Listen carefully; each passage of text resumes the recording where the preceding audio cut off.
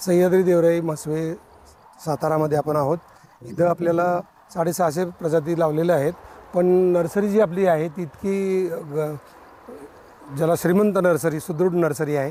तिथं आपल्याला सुरेश शिंदे नावाचे मित्र आहेत, त्यांनी 1000 तायवान पिंक पेरूची रोपं दिलेली आहेत। तसेच आता साताऱ्यातून 1000 बेलाची रोपं येत आहेत, चिपळूणवरनं 1000 कलमं आंब्याची येत आहेत आणि उद्या कडेपूरला जातो आहे, तिकडच्या एका नर्सरीतनं 1,00,000 रोपं देणार आहेत। तर अशा पद्धतीनं अजून 30 देवराया चालू आहेत, 10 अर्धवट बनलेले आहेत आणि अजून 10 बनत आहेत।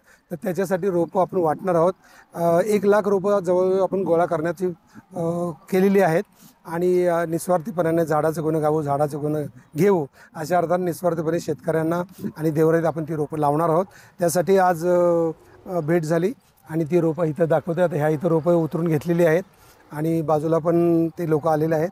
अशा पद्धतीनं हडपसरवरून आणलेलं झाड पण आहे, त्याचा पण आपण वाढदिवस साजरा केला। ते पण असं मस्त टेरेदार फुललेलं आहे। तर अनाथ आश्रम असतो असा झाडांचा एक अनाथ आश्रम असावा आणि तसं एक देवराईत आपण जागा करणार आहोत। म्हणजे फुलपाखरू गार्डन करतो, पामचं एक सेक्शन करतो, बांबूचं सेक्शन करतो, देशी मोठ्या होणाऱ्या आर्बोरेटम ज्याला म्हणतात, मोठ्या वृक्षांचा सेक्शन करतो। तसं अनाथ झाडांचा, जी झाडं रस्त्यावर पडतात, जी रोपं रस्त्यावर पडलेली असतात, अशी उचलून आणण्याची एका ठिकाणी लावायची अशी पण संकल्पना आहे। तर मीडियानं आणि सगळ्यांनी खूप चांगलं सहकार्य केलं। सातारच्या मीडियाचं खूप अभिनंदन।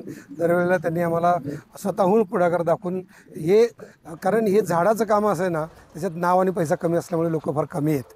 तर लोकांना मी आवाहन करतो की श्वास आणि अन्न फक्त झाडांपासून मिळतं।